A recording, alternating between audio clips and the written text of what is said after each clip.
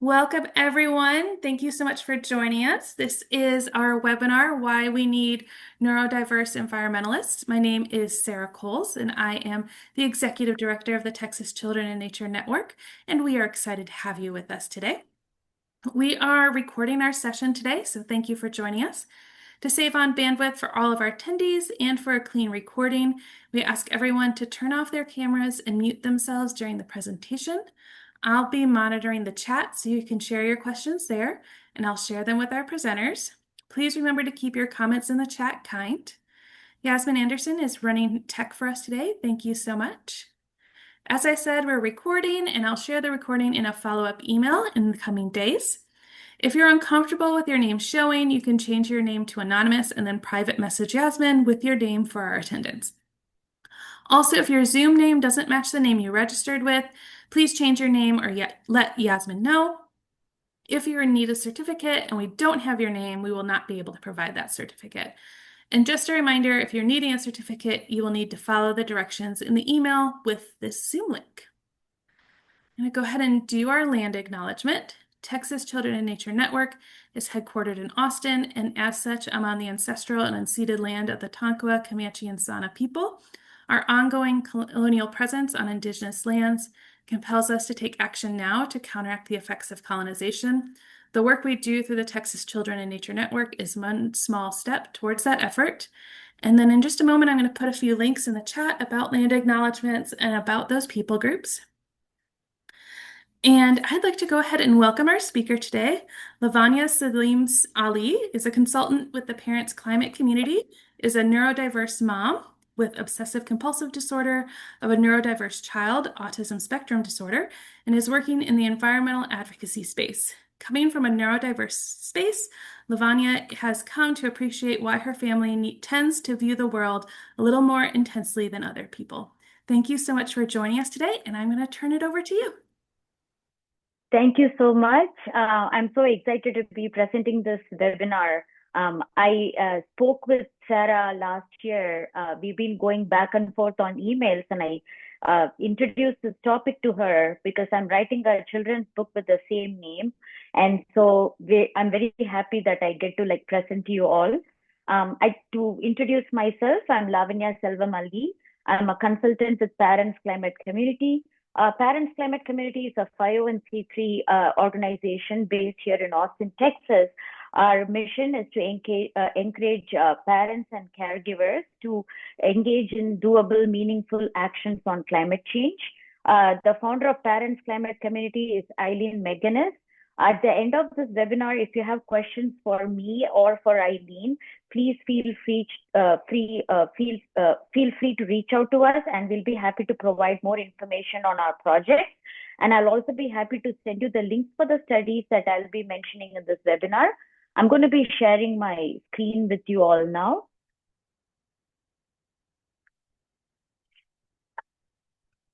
So to start with, what is exactly my background in? So I have been a documentary filmmaker in the past. I have been a grant writer focusing on environmental conservation, climate change projects. In Austin, when I came here in 2010, I started working with a ton of environmental nonprofits, working on rainforest conservation, clean energy resources, outdoor exploration for low-income and minority communities. And then I joined Parents Climate Community as a consultant. So my background is that I have obsessive compulsive disorder, and my daughter got diagnosed with autism when she was 3 years old. We live in Austin, Texas. Getting the diagnosis as an adult that I have OCD gave me more kind of much needed answer to understand why my mind is always in a constant state of anxiety and repetitive thoughts and actions that I can't help but do, and why I try to seek order in everything that I do, right? Day-to-day life. And so when my daughter got diagnosed with autism, that kind of made me realize that, okay, is this why we view the world a little bit more differently and a little bit more intensely maybe than our family members? Hi, just a second. Sorry, the slides are pretty tiny. Is there any way that we can go to the full screen? Okay, let me see.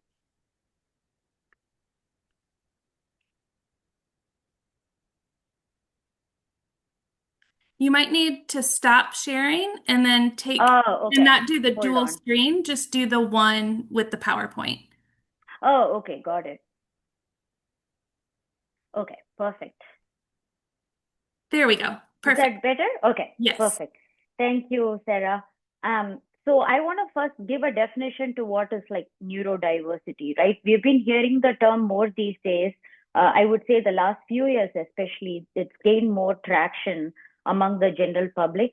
So neurodiversity is the concept that there is a natural variation in how people's brain work with no single correct way, and that a wide range of perceptions and responses to the world should be accepted and encouraged. So the term neurodiversity was coined by the Australian sociologist Judy Singer to fight the stigma and promote acceptance of people with autism. But now we know that neurodiversity also includes so many other conditions like, ADHD and dyslexia and dyspraxia. So there has been a welcome shift over the years in recognizing how neurodiverse individuals perceive information, how we behave, how the mental health challenges that we face, what are the mental health challenges that we face.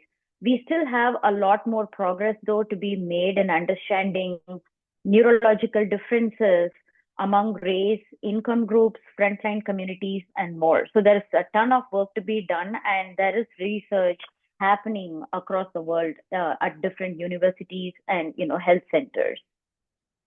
So the list of neurodiversities that are mentioned here are more broadly known types of neurodiversity.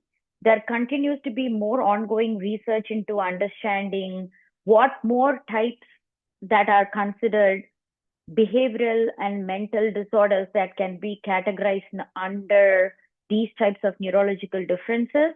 But these are the ones that are really well known and which are broadly accepted, which is ADHD, autism, OCD, dyslexia, dyspraxia, dyscalculia, hyperlexia, Tourette's, sensory processing disorder, and bipolar disorder. So the reason why I'm doing this webinar today is that there has been like very interesting studies that show that it's not just the way that we think, but also that we tend to have more kind of focus and kind of empathy towards social and environmental justice issues. We are just more hyper empathetic people, which happens a lot with neurodivergent individuals. So it shows that we tend to have more kind of, the frustrations that we face could be reasons why we have, we struggle to adapt to all these kinds of social conformities and why we empathize with social and environmental injustices in our society. That could be the reason why we are a little bit more kind of sensitive towards issues that we consider as being unfair to other people or being unfair to the environment, to animals. So I'm going to quote like 3 studies that have been done specifically about the connection between neurodiversity and justice, hypersensitivity to justice. So the studies are the kind nature behind the unsocial semblance, ADHD and justice sensitivity, the power of neurodivergence in social justice innovation, impact of moral scrupulosity, OCD, on ethical entrepreneurship and social change, autistic people's experience of empathy, and the autistic empathy deficit narrative. So these are some of the highlights that I want to mention from these studies. Justice sensitivity is indeed more pronounced in people with ADHD, particularly in the inattentive subtype. It is suggested that pronounced justice sensitivity may be a coping strategy for inferring appropriate social behavior. So there is a transformational potential of neurodivergent perspectives in fostering social justice and ethical entrepreneurship with a focus on individuals experiencing moral scrupulosity. I can kind of attest to this. Growing up too, I've always felt bad. I grew up in India, and there is that kind of OCD that comes to me back and again that used to be like a big part of growing up, is like seeing people who are like really poor and begging on the streets. I used to feel terrible about it, and it was something I could never overcome because those images will keep repeating in my head. And I used to have this obligation that I should help everybody around me, but I couldn't, obviously do it. But that used to kind of make me feel very morally kind of bad that I'm not able to help each and everybody that I'm able to see out in the streets. So a lot of times, moral scrupulosity, religious scrupulosity, they are very similar in how you feel bad about things that you can't help yourself, but it keeps becoming like a part of your day-to-day repetitive thoughts. Um, for example, there is also a finding that sometimes respondents actually find their empathetic responses to be overwhelming or even distressing. I think this is what I was talking about, is that it's not just that you have these thoughts, but sometimes it can become so overwhelming that you feel like you don't have enough, mental, you're going through too many stress to kind of try to absorb yourself of how things are. And, so that can make things much more difficult for people who are hypersensitive to what they perceive as injustices. And they have like very different and they show it in different ways. That's why for a long time autistic people were thought to have actually an empathy deficit, because they don't show their empathy towards issues in the same way as neurotypical populations do.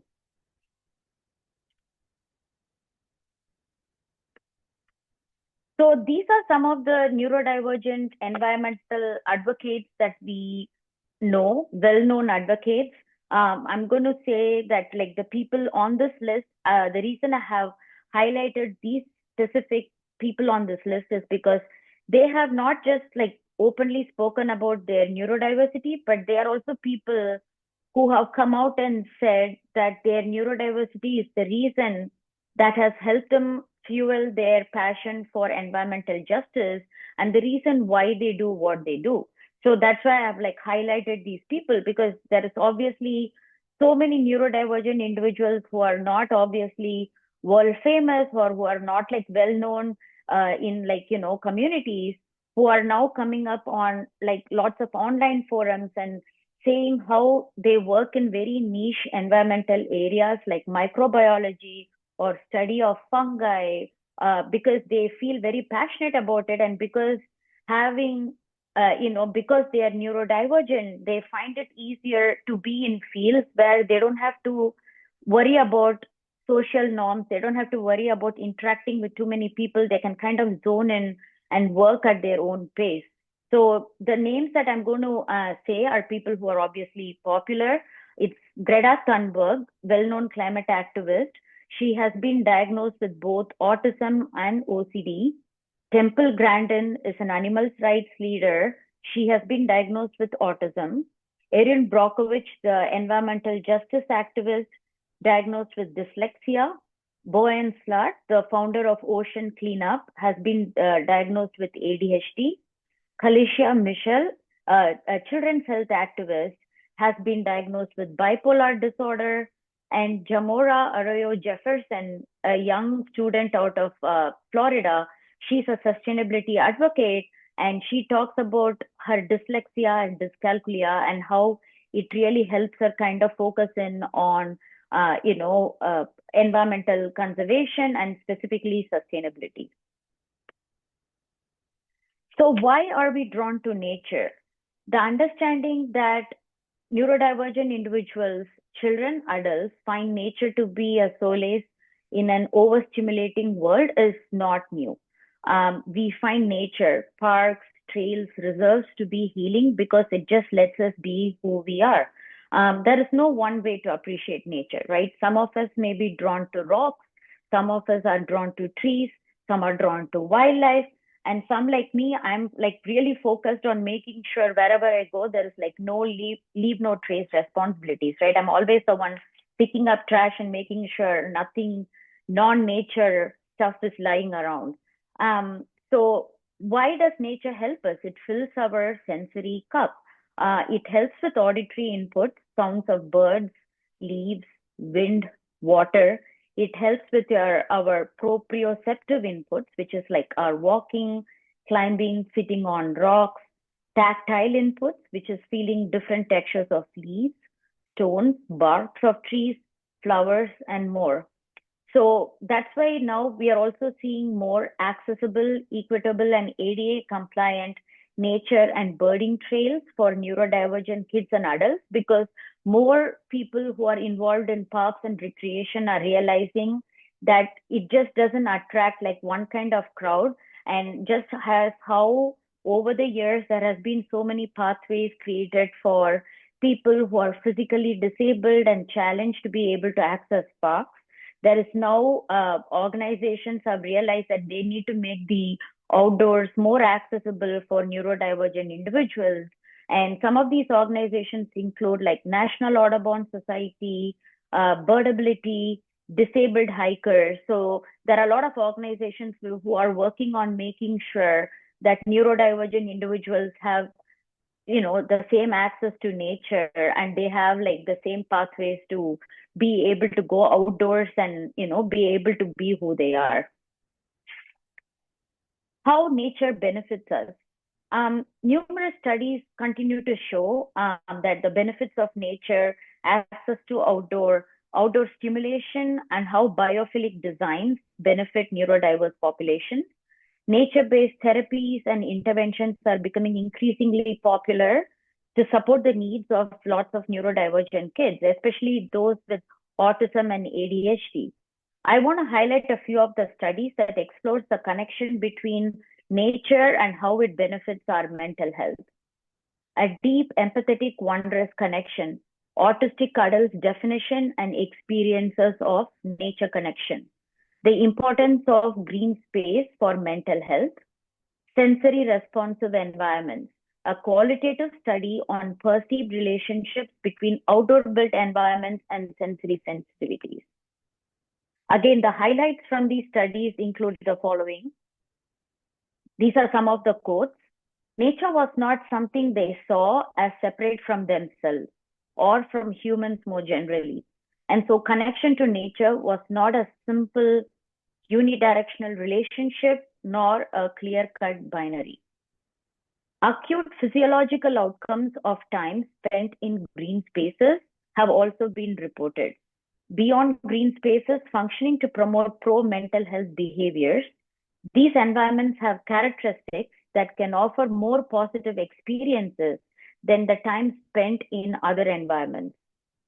Supporting and learning from the neurodiverse community holds potential for various environmental benefits, not only for those in the margins, also for those falling in between. Much like a compass pointing the way, neurodiversity directs us towards a responsive landscape that is empathetic, balanced, and attuned to inherently human multisensory experiences and offers universal benefits. Now, coming to the concerns with the environmental threats. Of course, there is extreme weather events. It's becoming more. There is no question about the threat of climate change looms over us. And it affects everybody. There is no kind of boundaries. It doesn't care about borders. Climate change is everywhere, increasing, and extreme weather events are everywhere. They have but more severe implications for those with physical and mental health challenges.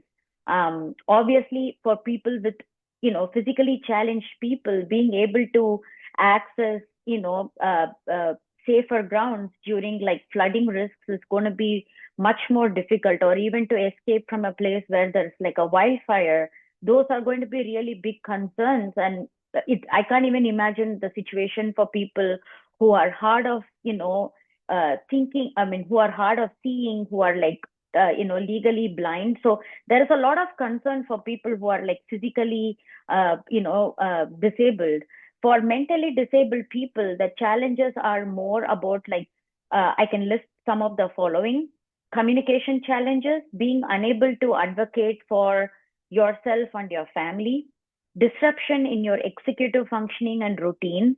So a lot of neurodivergent people have a routine, and anything outside of the norm of their routine, it becomes very stressful, right?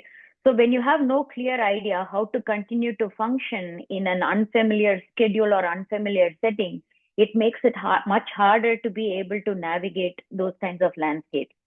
Unavailability of familiar food and accommodations. Lot of, again, neurodivergent people have difficulty accessing foods that they are not familiar with, or what they consider as safe foods. And you cannot expect shelters to be something that's going to be able to suit your interests. There's going to be no control of personal spaces.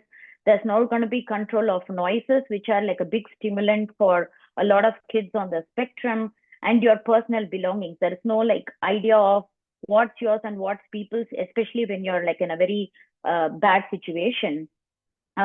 You have increase in anxiety, you have increase in depression, and you also have a lot of exacerbation of mental trauma, including post-traumatic stress disorder. So here are some of the studies that have been done on the impacts of extreme weather events and how it further affects people who are neurodivergent. The influence of weather on the course of bipolar disorder, a systemic review. The impact of climate change related extreme weather events on people with pre-existing disabilities and chronic conditions, a scoping review. Impact of hurricanes and floodings on mental health outcomes within the United States, a systemic review and meta-analysis. So it's been known, I have been reading about this in a few places. So higher temperatures can trigger bipolar disorder relapses that may require hospital admission, and higher expositions to sunlight may increase the risk of manic episodes. I even read about how increase in temperatures or during extreme weather events, there is increase in domestic violence, and there is increase in more physical assault, because I think it kind of, triggers your neurology, it triggers your mental health challenges much more. People with disabilities experience a disproportionate impact of extreme weather events, and there's a critical need to better understand the impact that climate change has for them. Hurricanes and floodings were consistently associated with increased depression and post-traumatic stress in studies, with comparison groups representing individuals unaffected by, natural hazards. So there is a lot of, like I said, research that has gone into this connection between neurodiversity and environment. And so I'm not the first person who's trying to make this link. There has been groups that have been started. For example, I'm on a LinkedIn group called Neurospicy Solutionists. It's literally made up of people. The group was started by Solitaire Townsend. She's a sustainability consultant from London, and she basically started the group with a survey on how many people working in environmental fields are neurodivergent. And there was an astoundingly great number of people who said that they are. And so we are part of this group, and here we are able to kind of discuss why our neurodiversity kind of makes us, do what we do in the environmental space. There is the iNaturalist project, and there is a subgroup called Neurodivergent Naturalists, which was inspired by the LGBTQ Naturalist project. So this is again people who are realizing that, wait a second, is it because is it because of my sensitivity to people that I prefer to work specifically with animals or away from population centers? And I'm more than happy to be able to zone in on microbiology or ornithology, right? So these are people who are opening up about what inspired them to get into environmental conservation or wildlife conservation. World Economic Forum has actually more than a few articles that they have come out recently about how neurodiversity can shape sustainable urban planning. There is also like a big doctoral research that was done by Louise Taylor about an ecofeminist critical analysis of work, nature experience, and mental health in the capital of scene. And then in this year, actually, it's going to be like released, I think, in the next month. There's a book out by Joe Harkness, again, a UK-based author, whose book is called Neurodivergent by Nature. And the book actually explores the symbiotic relationship between human neurodiversity and our, biodiversity of our natural world. I have been looking for more quotes about like why people feel the way that they do, and I'm like glad to note that people feel the same way. Neurodivergent individuals feel the same way about why they are attracted to environmental careers. This is from Esther Whitehead. She's part of the Dyslexia Foundation in New Zealand. Neurodivergent individuals may be particularly well suited for creative problem solving, which is essential in addressing complex issues like climate change, having a tendency towards divergent thinking, which involves generating multiple ideas and solutions to a problem. This type of thinking can be critical in developing innovative solutions to the challenges posed by climate change. Chloe Martinez is a scholar and she has ADHD. The natural world, on the other hand, she talks about the difference between why she feels so much better to be out in nature and why she doesn't feel the same way when she's like, in a place where there's too many people and there is no accountability for stimuli in terms of noise and spaces, and like norms.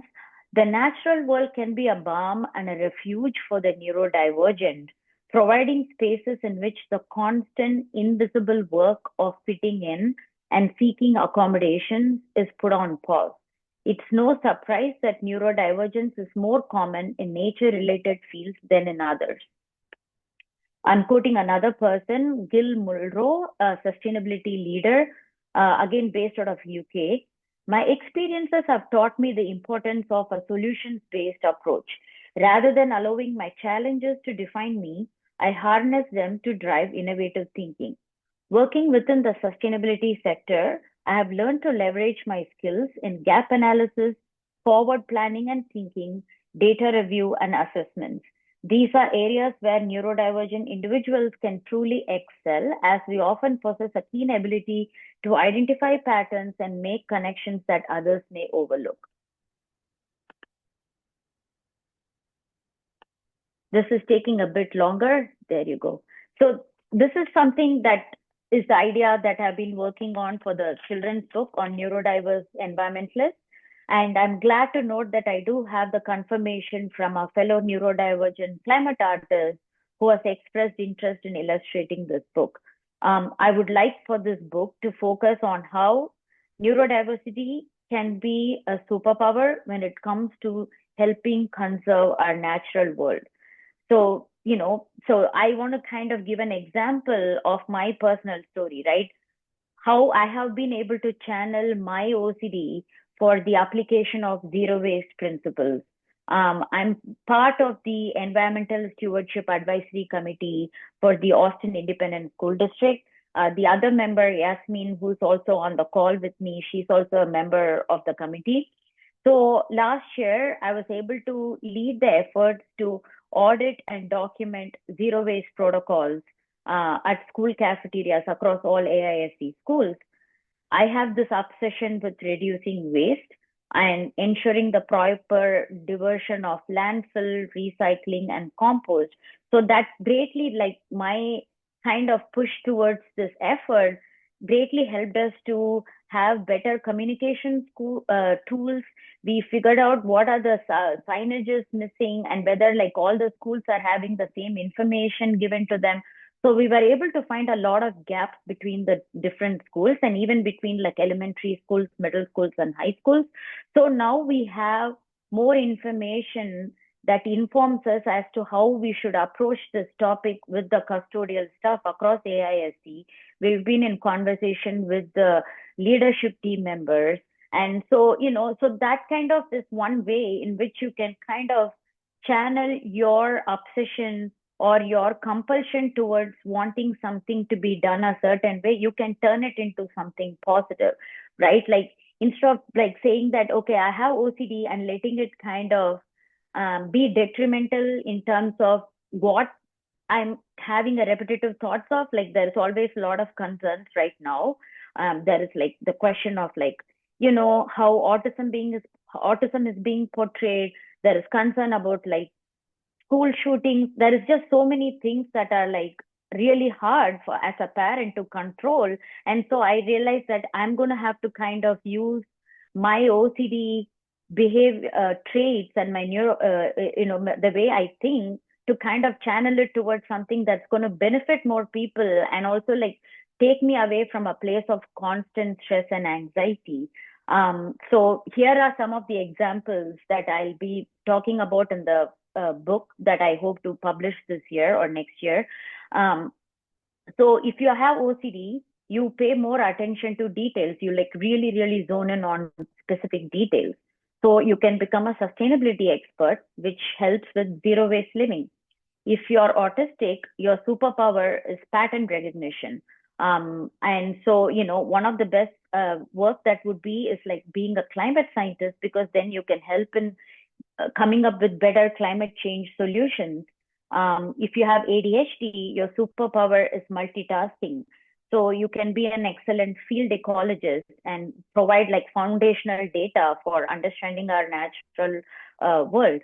If you have dyslexia, your superpower is going to be like visual thinking.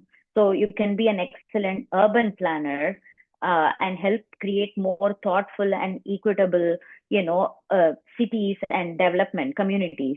If you have hyperlexia, you have a really good superpower of being able to digest complex information and retain that information. So you can be an excellent environmental lawyer, where you're holding governments and you're holding organizations, and you're like being very, you're holding people accountable for how they are treating the environment.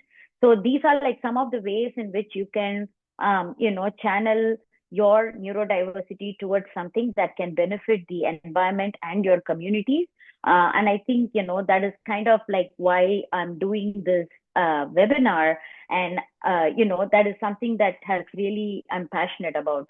But at the end, I do want to say that there are going to be neurodivergent individuals who are not going to have the time or the resources or the interest or the abilities to be able to focus on social justice or environmental justice issues beyond their own lives, and that should be accepted. Like Judy Singer said in this interview in Forbes magazine, that the test of real acceptance for neurodivergent people is when minorities of all kinds are allowed to be as flawed as the dominant majority without being stereotyped another.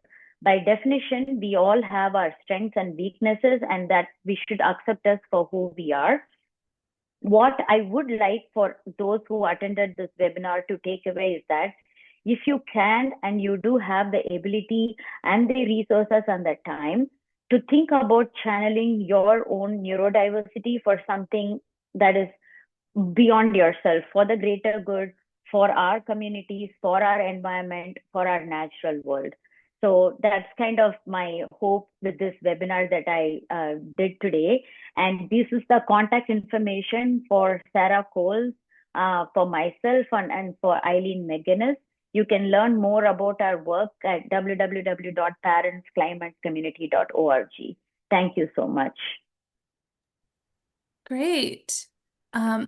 We already have one question.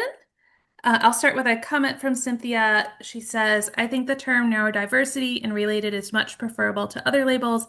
No negative connotations, much more inclusive and much more appropriate, as we are all on the spectrum somewhere.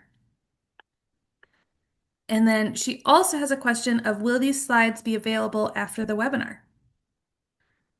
I'll be more than happy to send it out to people who want to, reach out to me. I do have, this is not like something that's confidential. Obviously, this is research that's out in the open. So I'll be more than happy to also send links for all those studies that I have quoted. Wonderful. And then I know if you're okay with it, you sent me the slides. I can put those in the follow-up email along with the recording if you're okay with Yes, that. yes. Perfect. Okay, Yasmin has her hand up. Let's see if I can get my internet. Hi, Lavanya.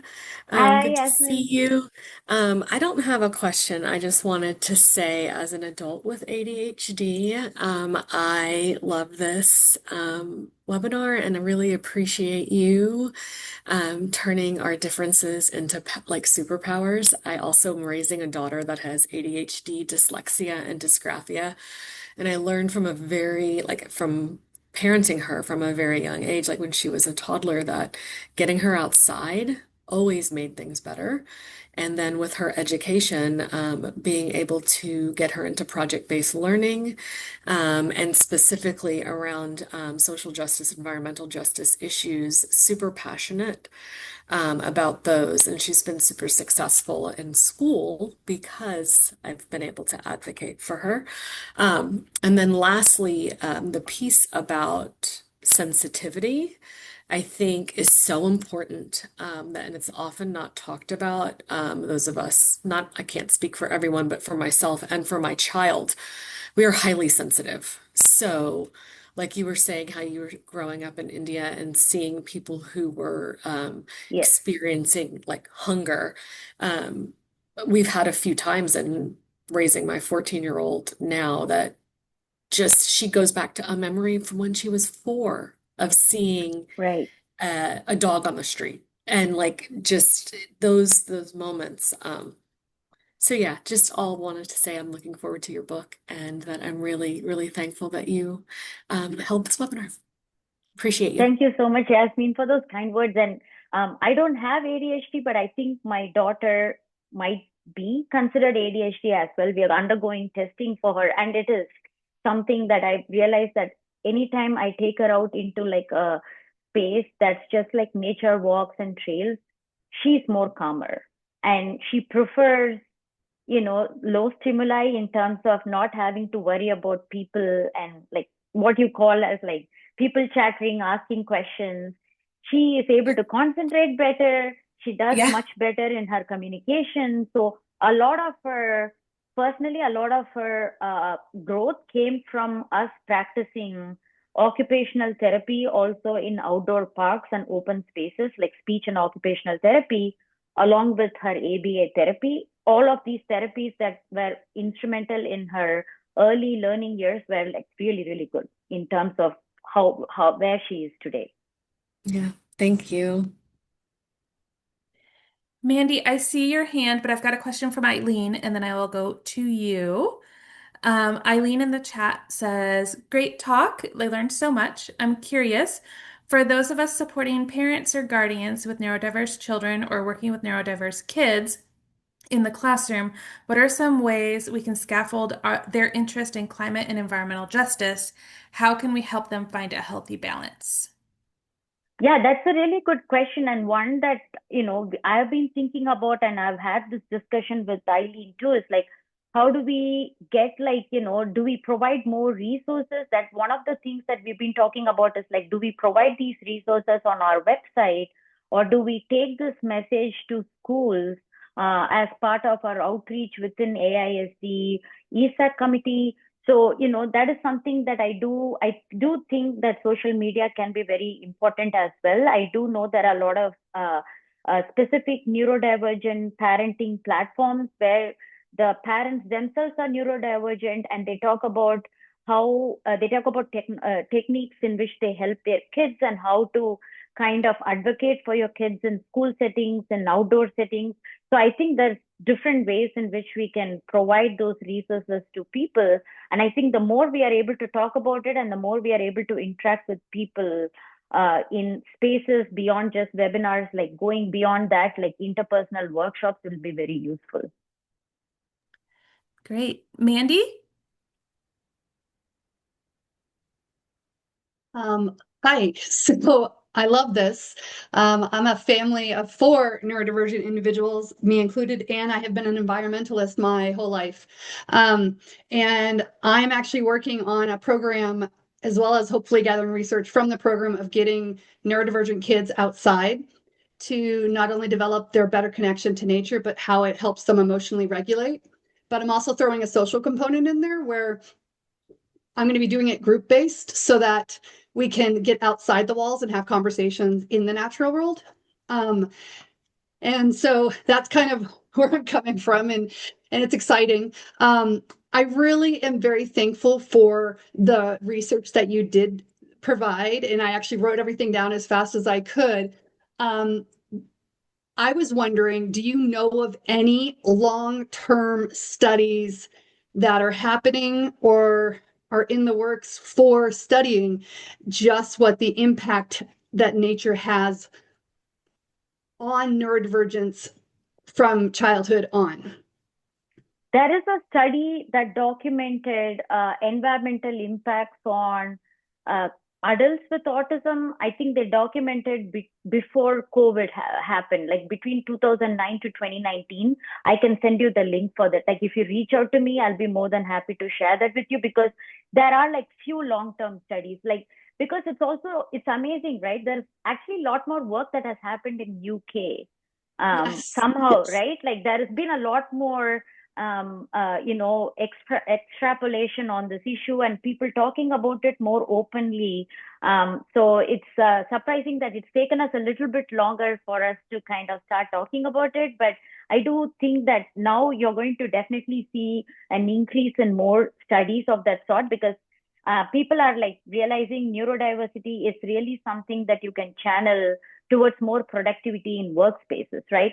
Not just like corporate work, but like environmental work. That's why I did this, because there is always this question about how to make neurodiversity better for corporations and how to increase it like in like tech settings, right? Like coders and like, uploading people who are like nerdy but there are a lot of environmentalists who are neurodiverse, and the reason they are is because they can hyper focus and get away from, you know, And yeah. I liked what you kind of did a little bit of snippet about entrepreneurship, where you can create your own. That's what I am now doing, is creating my own business and my own thing, because it allows for my neurodivergence to shine and allow me to not be, have people constantly be telling me what to do and how to be.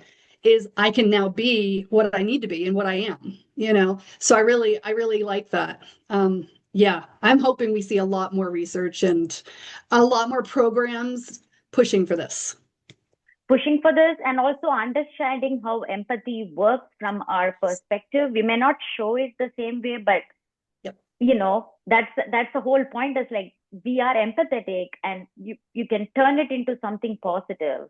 And yeah. Awesome. Thank you. Great. We have another question from Julia. She says, I love that your slide shows work/advocacy opportunities for folks with different neurodivergent abilities. Are there other resources on the subject that you can recommend? I'd like to share that with our Emerging Green Leaders group here in Austin. Yes, there are more like there are actually resources that are there just for like people who are neurodivergent.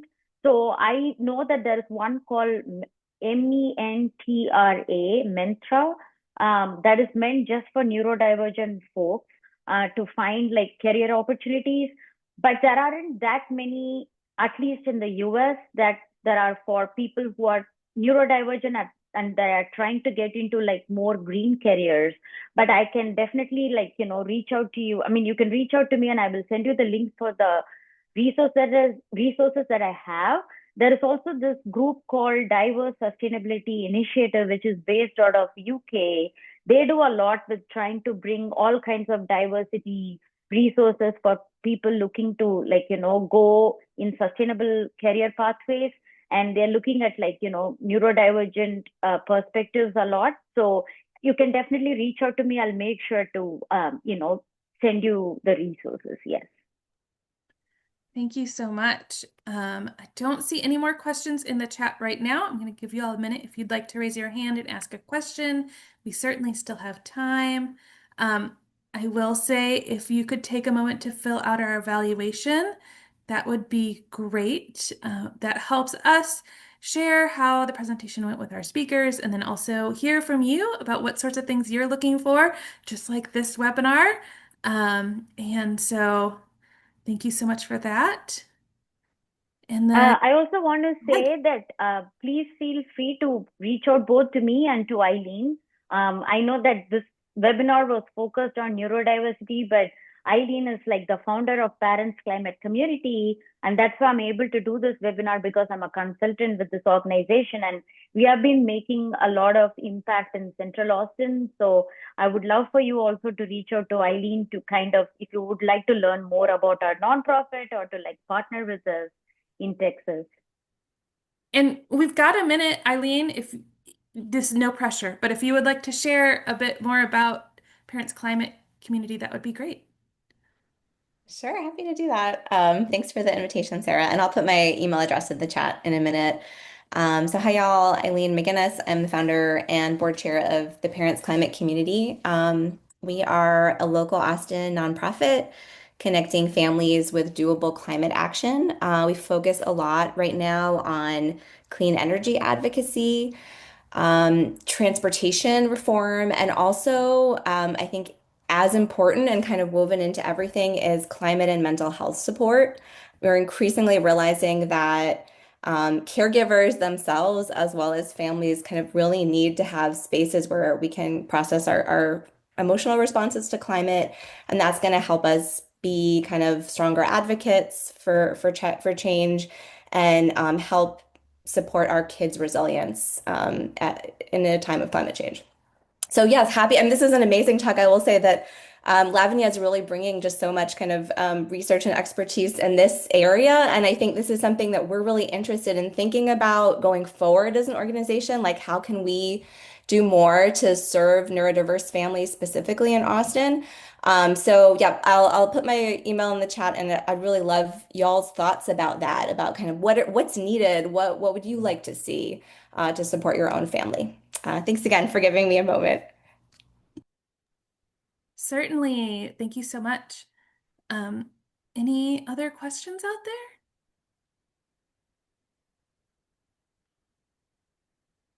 Well, I'm going to go ahead and close us out then.